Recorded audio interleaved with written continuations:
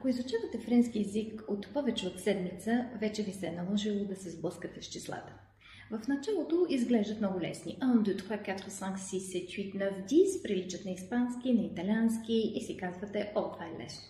Докато не стигнете до 69 и започнете с сметките. Казват, че ако можете да научите числата от 70 до 100 на френски, значи за вас няма невъзможни неща. Как се образуват те? 70 се образува от 60 плюс 10, 70.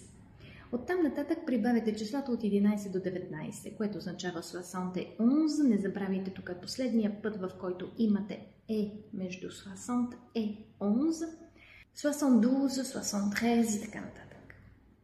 Докато стигнете до 80. 80 е 4 по 20.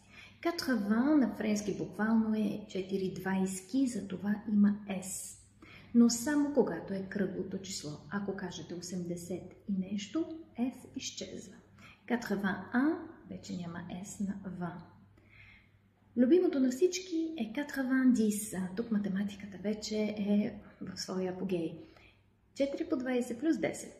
Как бихте казали, например, за човек роден през 1998 година, il est né en 1998.